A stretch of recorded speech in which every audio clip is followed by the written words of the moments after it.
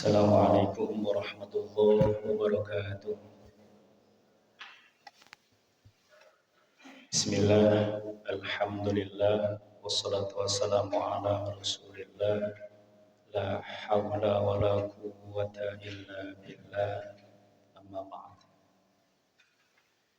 Bapak-bapak, ibu-ibu, saudara-saudara sekalian, jamaah salat isya, jamaah salat tarawih, Masjid Darut Taqwa yang dimuliakan Allah, dan mudah-mudahan kita senantiasa dimuliakan oleh Allah Subhanahu wa taala.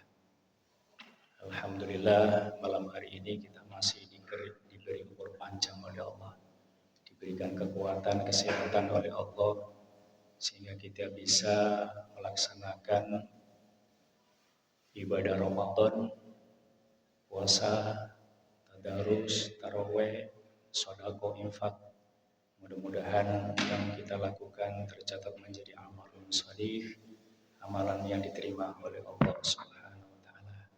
Dan kelak nanti kita termasuk orang yang dikatakan oleh Allah dalam Al-Qur'an, la'allakum tattaqun, menjadi orang yang beriman, bertakwa di depan Allah Subhanahu wa taala. Bapak-bapak, ibu-ibu, saudara-saudara sekalian yang saya hormati,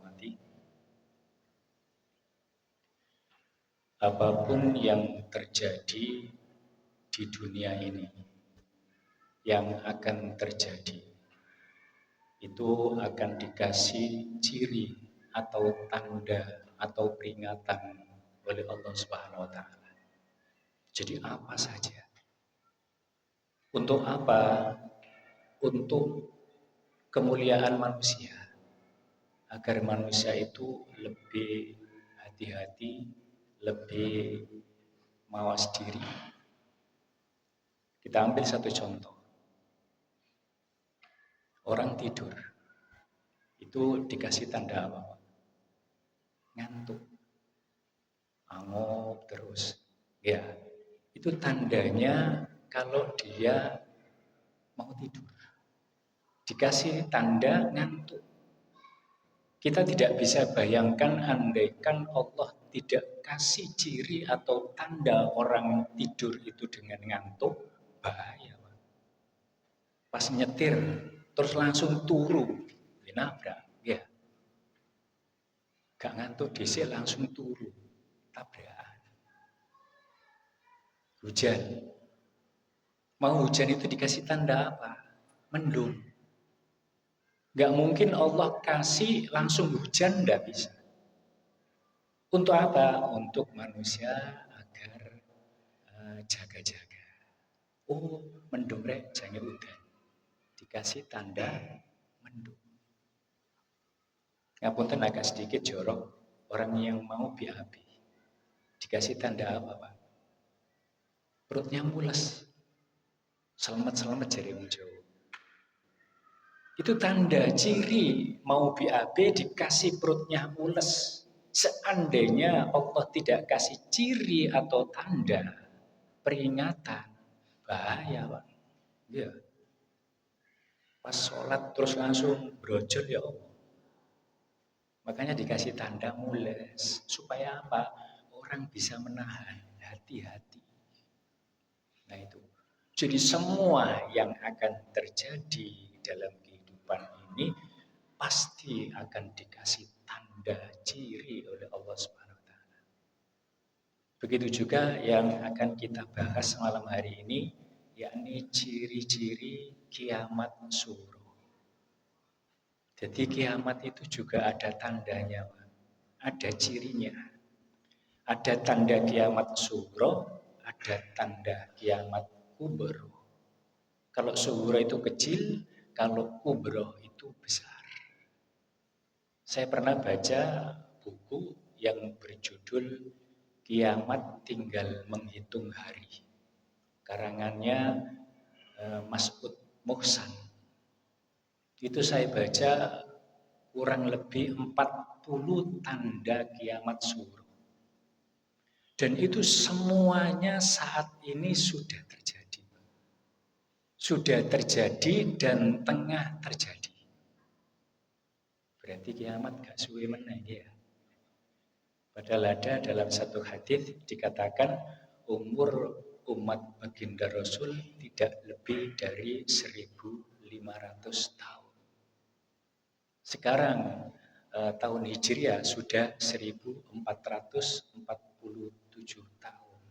Kalau dikruskan, kalau dijangkepkan 1.500 tinggal berapa tahun? Sekarang itu mau.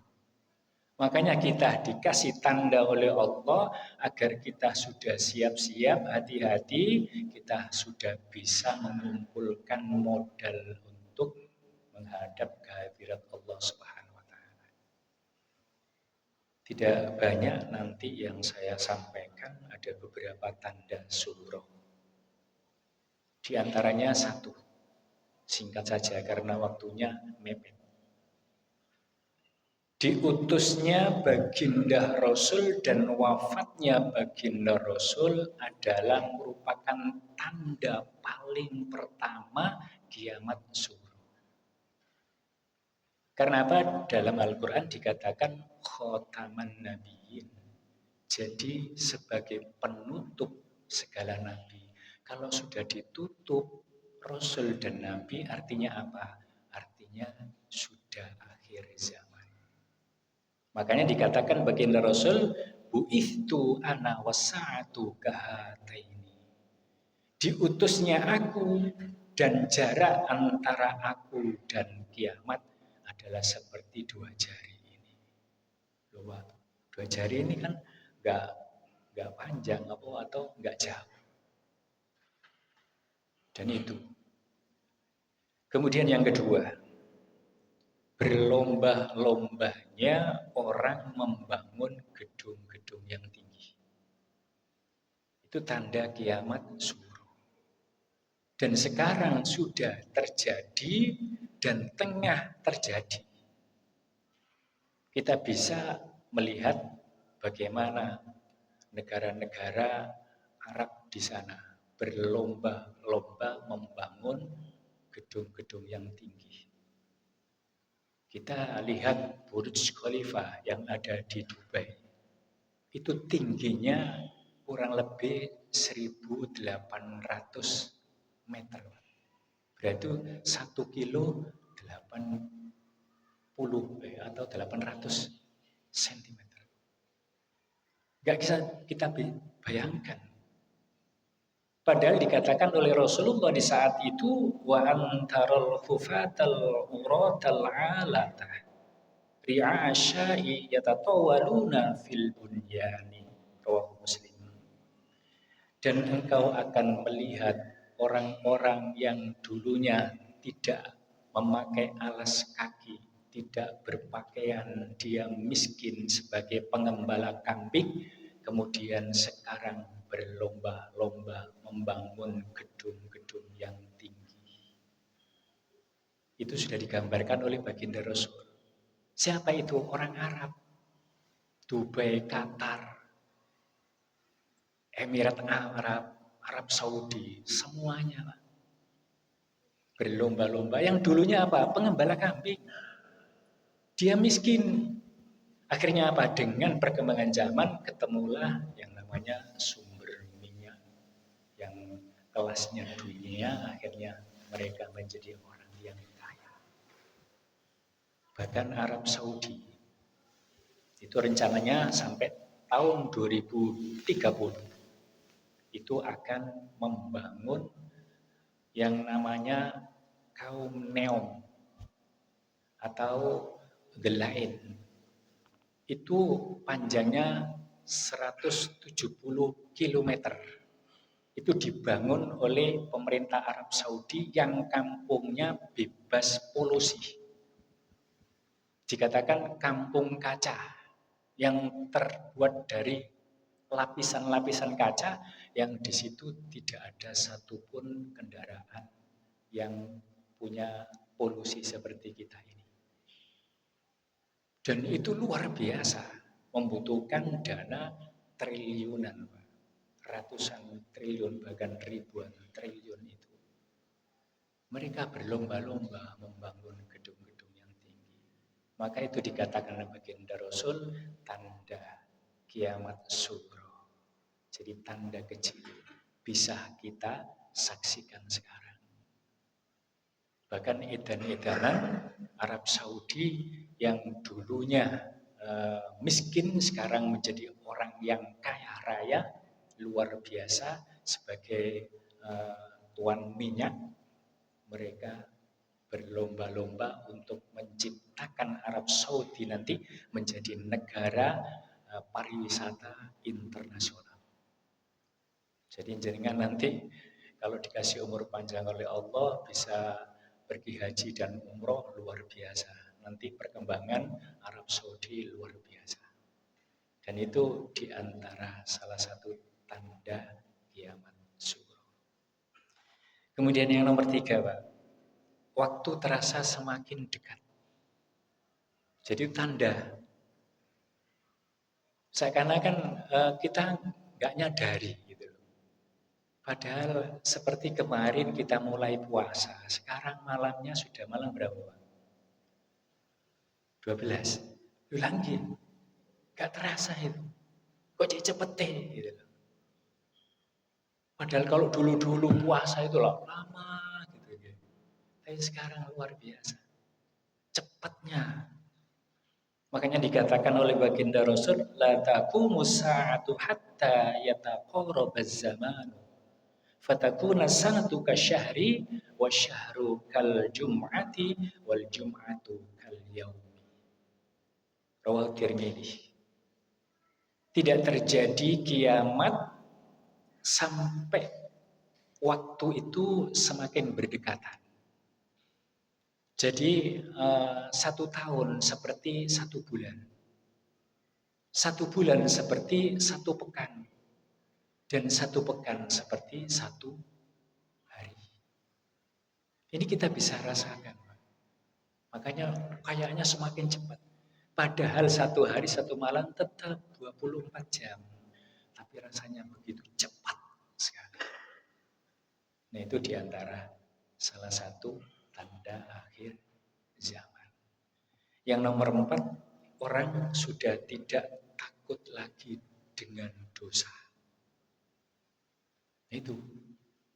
Jadi seakan-akan dosa itu sudah biasa. Bahkan mereka yang melakukan seperti itu ngomong, alah, engkau tobat di sepuro ambek Gusti Allah.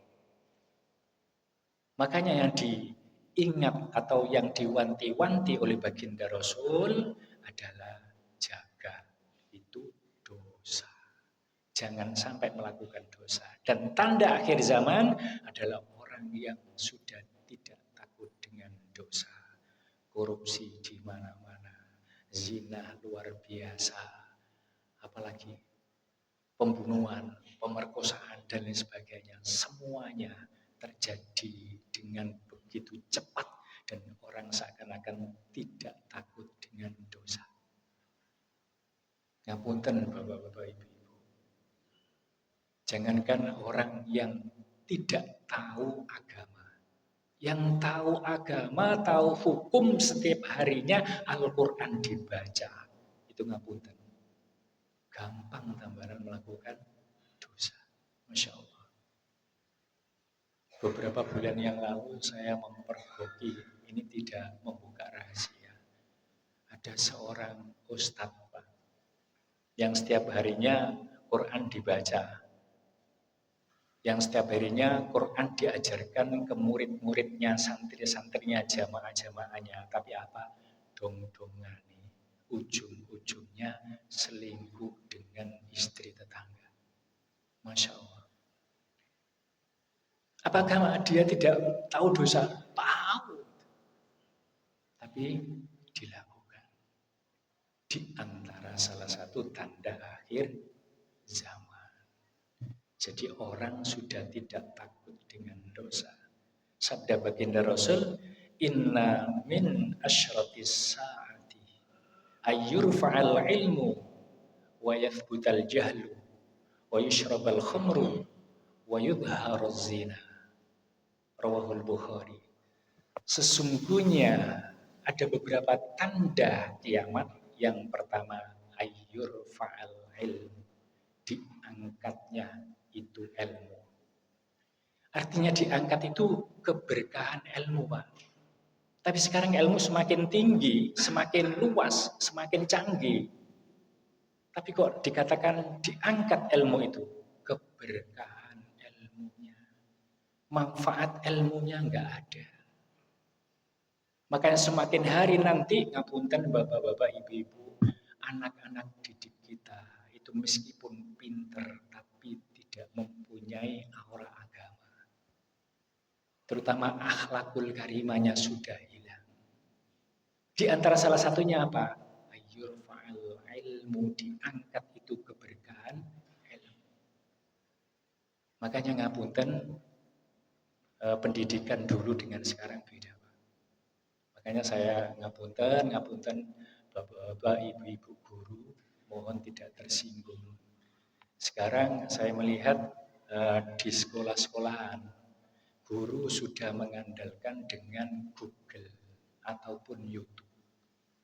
Anak disuruh untuk buka Google, buka YouTube, pelajari itu. Kalau sudah, nanti dikasih ulangan. Guru ini gak ngajari belas.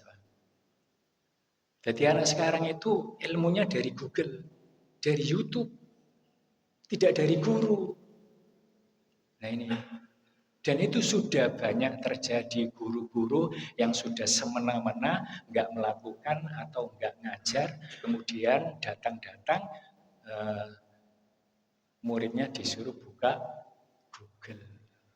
Nah itu diantara salah satu keberkahan ilmu diangkat oleh Allah Subhanahu.